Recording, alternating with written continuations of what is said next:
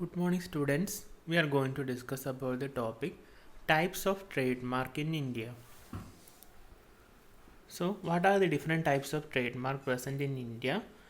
The different types of trademarks present in India can be classified into word marks, device marks, service marks, collective marks, certification marks, well-known marks, unconventional marks. The unconventional marks include color marks, sound marks, shape marks and smell mark. So the different types of trademarks in India are product marks, word marks, device mark, service mark, collective mark, certification mark, well-known mark and unconventional mark, which includes color mark, sound mark, shape mark and smell mark. നമ്മൾ ഈ ക്ലാസ്സിൽ discuss ചെയ്യാൻ പോകുന്നത് different types of trade മാർക്സിനെ കുറിച്ചാണ്. അപ്പോൾ പലതരം trade marks നമുക്ക് ഇന്ത്യയിൽ അവൈലബിൾ ആണ്. അപ്പോൾ അത് ഡിഫറെൻറ്റ് ടൈപ്സ് ഏതൊക്കെയാണ്? ഒന്നാമത്തതാണ് പ്രോഡക്റ്റ് മാർക്ക്, രണ്ടാമത്തത് വേർഡ് മാർക്ക്, മൂന്നാമത്തത് ഡിവൈസ് മാർക്ക്, നാലാമത്തത് സർവീസ് മാർക്ക്, അഞ്ചാമത്തത് കലക്റ്റീവ് മാർക്ക്, ആറാമത്തത് സർട്ടിഫിക്കേഷൻ മാർക്ക്, ഏഴാമത്തത് വെൽ നോൺ മാർക്ക്, എട്ടാമത്തത് അൺകൺവെൻഷണൽ മാർക്ക്. ഈ അൺകൺവെൻഷണൽ മാർക്ക് തന്നെ പലതായിട്ട് ഡിവൈഡ് ചെയ്തിട്ടുണ്ട്. Colour mark, sound mark, shape mark, smell mark. So first we are going to discuss about the product mark. A product mark is similar to a trademark. The only difference is that it refers to trademarks related to a product or goods and not services. It is used to identify the source of a product and distinguish a manufacturer's product from others. On whole, trademark is an important means to protect the goodwill and reputation of a business. So the first type of trademark is product mark. The product mark is used to represent a product or goods and not service, and it gives a good reputation for that company. Example of the product marks are Nestle and Amul. They are products, not services. അപ്പോൾ ആദ്യത്തെ type of trade മാർക്കാണ് product mark. അതായത് ഒരു പ്രോഡക്റ്റിനെ അല്ലെങ്കിൽ ഒരു ഗുഡ്സിനെ represent ചെയ്യാൻ ഉപയോഗിക്കുന്നതാണ് product mark എന്ന് പറയുന്നത്. അത് സർവീസസിനെ റെപ്രസെൻ്റ് ചെയ്യൂല. അപ്പോൾ ഒരു പ്രോഡക്റ്റിനെ അല്ലെങ്കിൽ ഒരു ഗുഡ്സിനെ റെപ്രസെൻ്റ് ചെയ്യാൻ ഉപയോഗിക്കുന്നതാണ് പ്രോഡക്റ്റ് മാർക്ക്. ഇത് സർവീസിനെ റെപ്രസെൻ്റ് ചെയ്യൂല.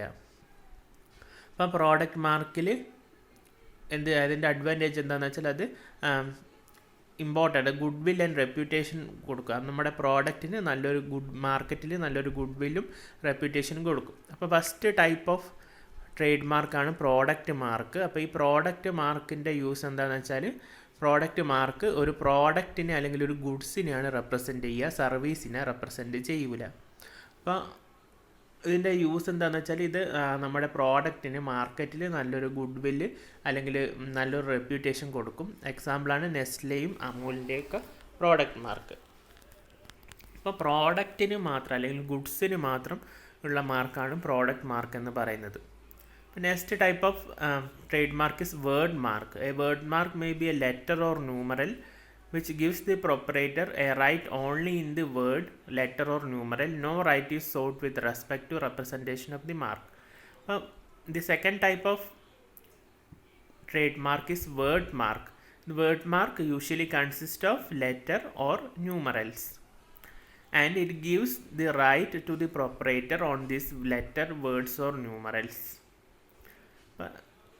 So the second type of trademark is word mark, which consists of letters or numerals. It gives all the right to the proprietor or the owner on that word, letter or numerical. ഇപ്പോൾ രണ്ടാമത്തെ type of trade മാർക്കാണ് word mark എന്ന് പറയുന്നത്. അപ്പോൾ ഈ word mark എന്ന് വെച്ചാൽ എന്താണ്? വേർഡ് മാർക്കിൽ ഉണ്ടാവുക ലെറ്റേഴ്സ് ആയിരിക്കും. അതായത് ABCD അല്ലെങ്കിൽ ന്യൂമറൽസ് അല്ലെങ്കിൽ 1 2 3 4 പോലുള്ള ന്യൂമറൽസ് ആണ് ഉണ്ടാവുക. ഈ ലെറ്റേഴ്സ് അല്ലെങ്കിൽ ഈ ന്യൂമറൽസ് ട്രേഡ് മാർക്കിൽ ഇയാൾക്ക് ഉപയോഗിക്കാം. അപ്പോൾ ഈ ഉപയോഗിക്കുന്ന ലെറ്റേഴ്സിനും വേർഡ്സിൻ്റെയും മുകളിലുള്ള എല്ലാ റൈറ്റും ആർക്കായിരിക്കും? ഈ പ്രോഡക്റ്റ് ഓണർക്കായിരിക്കും. The third type of trade mark is device mark, where the trade mark lies in the unique representation of a word, letter or numerical. It is called as device mark. So when we use unique word, letter or numeral to represent a product, it is known as device mark. So what is device mark? When we use a unique word, letter or numeral to represent a product, it is known as device mark. അപ്പോൾ മൂന്നാമത്തെ type of trade മാർക്കാണ് device mark എന്ന് പറയുന്നത്. അത് നമ്മൾ unique ആയിട്ടുള്ള ലെറ്റേഴ്സും ന്യൂമറൽസും ഒക്കെ use ചെയ്ത് ഒരു പ്രോഡക്റ്റിനെ റെപ്രസെൻറ്റ് ചെയ്ത് കഴിഞ്ഞാൽ അതിന് പറയുന്ന പേരാണ് ഡിവൈസ് മാർക്ക് എന്ന് പറയുന്നത്. So the fourth type of trademark is service mark. A service mark is nothing but a mark that distinguishes the services of one person from that of another. The services may do not represent goods but the services offered by one individual company. They are used in a service business where the actual goods under the mark are not traded. So the service mark, what is a service mark? A service mark represents the services provided by one company and it helps in distinguishes it from the other companies or other firms. And goods are not represented by service mark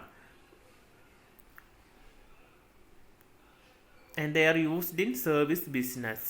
And it is you know what are service business, like medical service, educational service, etc. So the service marks are used in the service business like education, health, etc.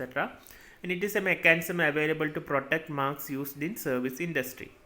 And thus a business providing services like computer hardware and software and assembly and maintenance, hotels, courier and transport, beauty and healthcare, advertising and publishing, education, etc. are included in this service mark. As service mark, the substantive and procedural rules governing the service marks are fundamentally same.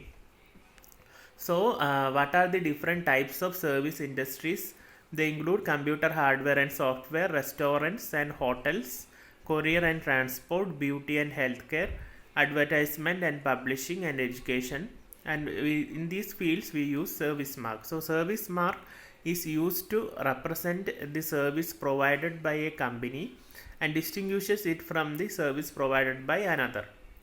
And usually this it is used in service business and it is not used in the case of goods or products. And the service industries include education, health,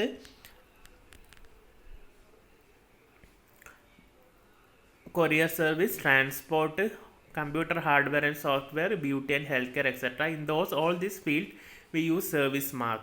അപ്പം നാലാമത്തെ type of trade മാർക്കാണ് service mark എന്ന് പറയുന്നത്. അപ്പോൾ service mark എന്ന് പറയുന്നത് ഒരു company provide ചെയ്യുന്ന സർവീസിനെ വേറെ കമ്പനി പ്രൊവൈഡ് ചെയ്യുന്ന സർവീസിൽ നിന്ന് ഡിസ്റ്റിങ്വിഷ് ചെയ്യേണ്ടിയിട്ടാണ് നമ്മൾ സർവീസ് മാർക്ക് യൂസ് ചെയ്യുന്നത്. അപ്പോൾ സർവീസ് മാർക്ക് യൂസ് ചെയ്യുന്നത് നമ്മൾ സർവീസ് ബിസിനസ്സിലാണ് നമ്മൾ സർവീസ് മാർക്ക് യൂസ് ചെയ്യുന്നത്. അപ്പോൾ ഒരു കമ്പനി പ്രൊവൈഡ് ചെയ്യുന്ന സർവീസിൽ നിന്ന് മറ്റൊരു കമ്പനി പ്രൊവൈഡ് ചെയ്യുന്ന സർവീസിനെ ഡിസ്റ്റിങ്വിഷ് ചെയ്യാൻ വേണ്ടിയിട്ടാണ് നമ്മൾ സർവീസ് മാർക്ക് യൂസ് ചെയ്യുന്നത്. ഇത് യൂസ് ചെയ്യുന്നത് സർവീസ് ബിസിനസ്സിലാണ്. അപ്പോൾ സർവീസ് ബിസിനസ്സിൽ വരുന്നതാണ് എഡ്യൂക്കേഷൻ, ഹെൽത്ത്, ട്രാൻസ്പോർട്ട്, കൊറിയർ, പിന്നെ റെസ്റ്റോറൻറ്റ്, ഹോട്ടൽ, എക്സെട്ര. സർവീസ് മാർക്കിൻ്റെ എക്സാമ്പിളാണ് apple and Google. Next type of trademark is the collective mark. The marks being used by a group of companies can now be protected by a group collectively. The collective marks are used to inform public about a particular feature of the product or which the collective mark is used. The owner of such marks may be an association, public institution, cooperative, or collection marks are also used to promote particular products which have certain characteristics specific to producer in a given region. So as the name indicates, the collective marks are used to represent a group of companies or to protect them by as a group. The collective marks is used to inform public about a particular feature of the product. So as the name suggests, the collective marks is used to represent a group of companies and it provides the protection to this group of companies, and it signifies the particular quality of a product or particular feature of the product. അപ്പോൾ അഞ്ചാമത്തെ type of trade മാർക്കാണ് collective mark എന്ന് പറയുന്നത്. അപ്പോൾ ഒരു group of കമ്പനീസിനെ represent ചെയ്യാൻ വേണ്ടിയിട്ട് ഉപയോഗിക്കുന്ന ട്രേഡ് മാർക്കാണ് കലക്റ്റീവ് മാർക്ക് എന്ന് പറയുന്നത്. അപ്പോൾ ഒരു ഗ്രൂപ്പ് ഓഫ് കമ്പനീസിനെ റെപ്രസെൻറ്റ് ചെയ്യാൻ വേണ്ടിയിട്ട് യൂസ് ചെയ്യുന്ന ട്രേഡ് മാർക്കാണ് കലക്റ്റീവ് മാർക്ക് എന്ന് പറയുന്നത്. അപ്പോൾ അത് ആ കമ്പനി പ്രൊവൈഡ് ചെയ്യുന്ന സർവീസസ് അല്ലെങ്കിൽ ആ കമ്പനി പ്രൊവൈഡ് ചെയ്യുന്ന സർവീസസിനെയാണ് ഇൻഡിക്കേറ്റ് ചെയ്യുന്നത്. ഒരു പ്രോഡക്റ്റിൻ്റെ ഒരു പെർട്ടിക്കുലർ ഫീച്ചറിനെ ഇൻഡിക്കേറ്റ് ചെയ്യുന്നു. Next type of trademark is certification mark. The certification marks are used to define standards. They assure the consumers that the product meets certain prescribed standards. The presence of certification mark on the product indicates that the product has successfully gone through a standard test specified. It assures the buyer or consumer that the manufacturers have gone through an audit process to ensure the quality of the product. So the certification marks are the marks used to define standards, and they assure the consumer that the product meets certain standards. The presence of certification mark on the product indicates that the product has successfully gone through a standard test specified. It assures the buyer or consumer that the manufacturer have gone through a testing process or audit process to ensure the quality of the product. It is usually given for toys, electrical goods, etc. So the next type of trademark is certification mark, which is used to indicate the standard of a product, or it is used to indicates the standard of a product, and they assure the consumer that the product meets certain prescribed standards. So in order to get a certification mark, the product has to undergo a standard test specified, or it has to undergo a quality test in order to get that certification mark. And it is usually given for toys and electronic goods, etc. And this mark indicates the safety and quality of the product. So certification mark assures the standard of a product, and the certification mark is usually given to the electrical goods, toys, etc.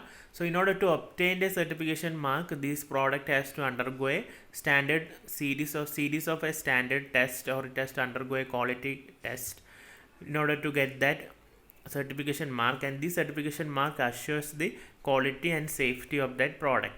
അപ്പോൾ ആറാമത്തെ type of trade മാർക്കാണ് certification mark എന്ന് പറയുന്നത്. അപ്പോൾ ഈ certification mark എന്തിനാണ് indicate ചെയ്യുന്നത്? ഇപ്പോൾ ഒരു സ്റ്റാൻഡേർഡ് ക്വാളിറ്റീനെ ഇൻഡിക്കേറ്റ് ചെയ്യാൻ വേണ്ടിയിട്ടാണ് നമ്മൾ സർട്ടിഫിക്കേഷൻ മാർക്ക് ഉപയോഗിക്കുന്നത്. അത് ഒരു പ്രോഡക്റ്റ് സ്റ്റാൻഡേർഡ് ക്വാളിറ്റി മീറ്റ് ചെയ്യുന്ന, അത് ഇൻ്റർനാഷണൽ സ്റ്റാൻഡേർഡ്സ് ഒക്കെ ഉണ്ടാവും എല്ലാ പ്രോഡക്റ്റിനും. അപ്പോൾ ആ ഇൻ്റർനാഷണൽ സ്റ്റാൻഡേർഡ്സ് ഒക്കെ മീറ്റ് ചെയ്യുന്ന പ്രോഡക്ട്സിനെയാണ് നമ്മൾ സർട്ടിഫിക്കേഷൻ മാർക്ക് വെച്ചിട്ട് റെപ്രസെൻറ്റ് ചെയ്യുന്നത്. ഇപ്പോൾ ഒരു പ്രോഡക്റ്റിന് സർട്ടിഫിക്കേഷൻ മാർക്ക് കിട്ടണമെങ്കിൽ ആ പ്രോഡക്റ്റ് ഒരു സീരീസ് ഓഫ് ക്വാളിറ്റി ടെസ്റ്റ് അല്ലെങ്കിൽ series of standard test undergo ചെയ്യണം. അപ്പോൾ ആ ടെസ്റ്റൊക്കെ പാസ്സായാൽ മാത്രമേ ആ പ്രോഡക്റ്റിന് എന്ത് കിട്ടൂ? സർട്ടിഫിക്കേഷൻ മാർക്ക് കിട്ടും. അപ്പോൾ ഈ സർട്ടിഫിക്കേഷൻ മാർക്ക് എന്താണ് ഇൻഡിക്കേറ്റ് ചെയ്യുന്നത്? ഒരു പ്രോഡക്റ്റിൻ്റെ ക്വാളിറ്റിയും അതിൻ്റെ സേഫ്റ്റിയുമാണ് സർട്ടിഫിക്കേഷൻ മാർക്ക് ഇൻഡിക്കേറ്റ് ചെയ്യുന്നത്. സർട്ടിഫിക്കേഷൻ മാർക്ക് യൂഷ്വലി കൊടുക്കുന്നത് ഇലക്ട്രോണിക് ഗുഡ്സ് ആൻഡ് ടോയ്സിനാണ്. And next one is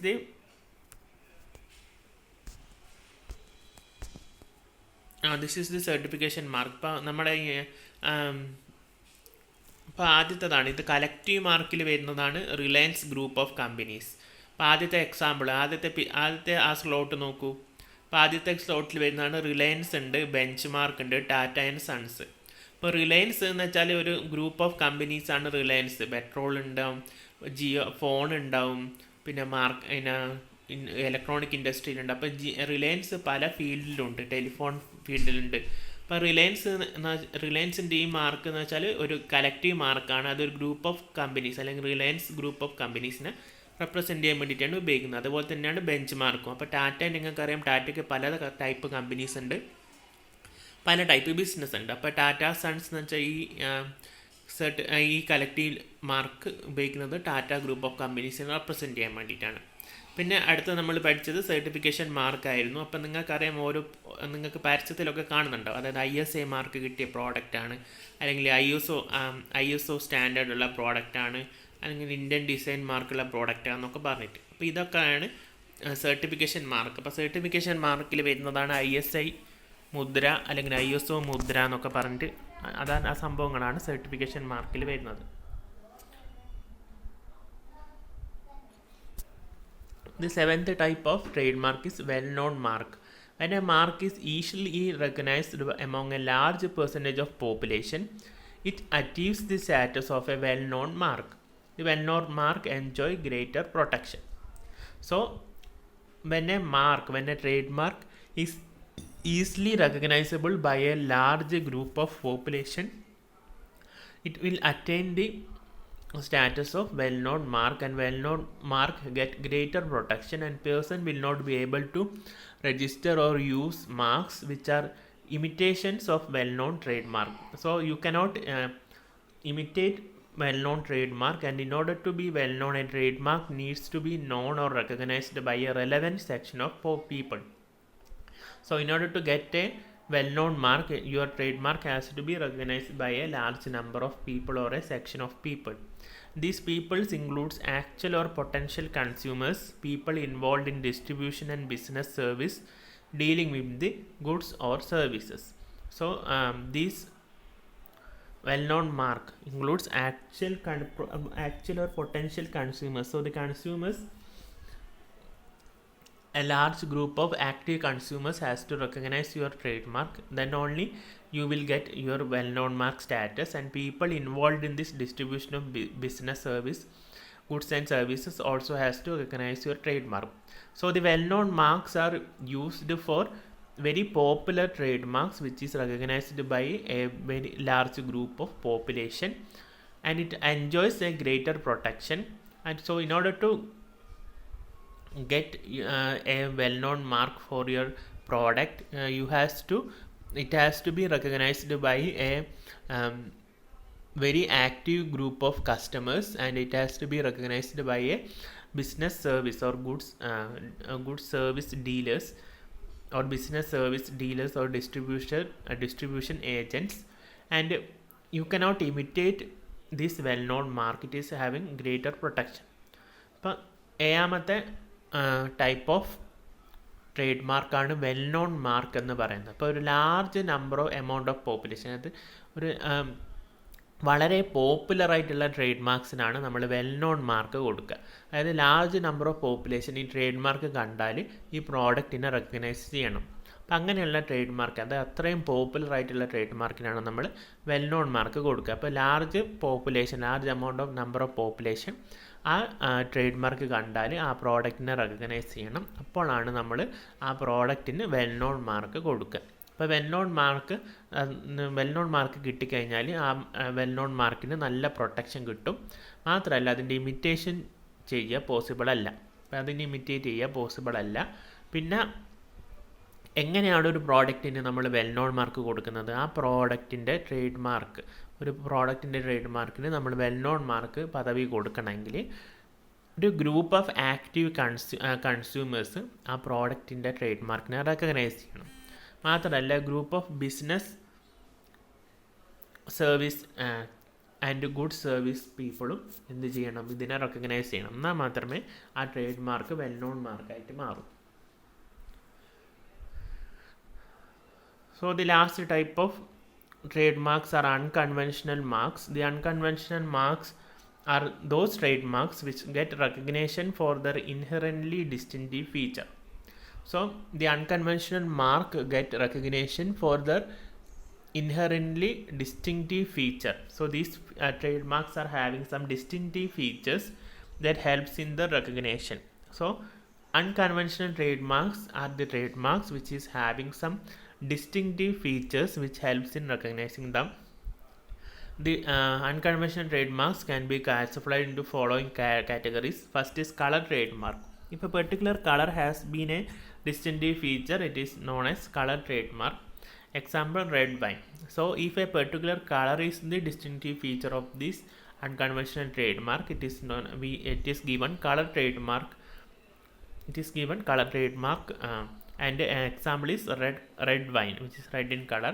Next is sound mark, sign which can be perceived by hearing and which is distinguishable by the distinctive and exclusive sound can be registered as sound mark. Example, musical notes. So the sound marks are having distinctive sound, and example is musical note. And shape mark are having particular shape. When the shape of the goods or packaging have some distinctive feature, it can be registered. Example, ornamental lamps.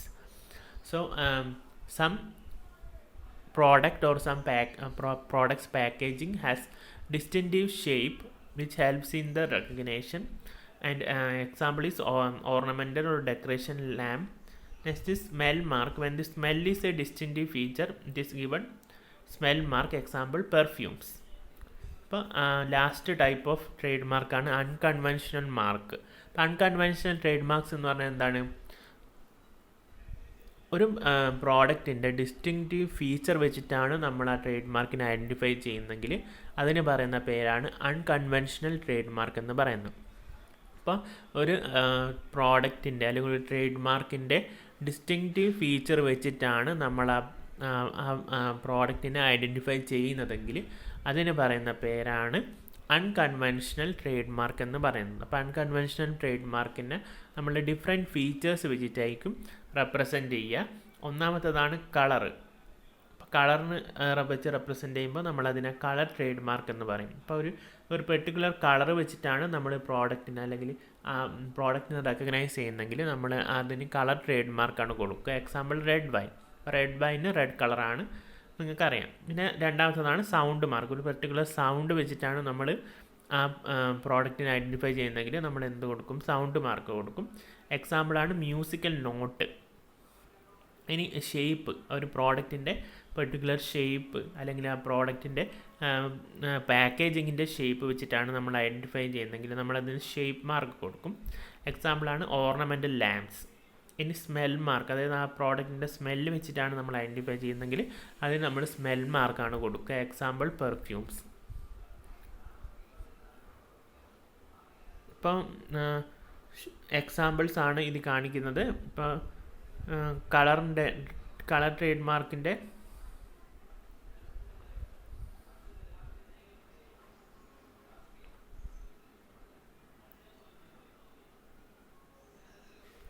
ഇപ്പോൾ different പ്രോഡക്ട്സിൻ്റെ ഇത് വെച്ചിട്ടാണ് പറയുന്നത്. അപ്പോൾ particular sound represent ചെയ്ത് musical notes വെച്ചിട്ടാണ്.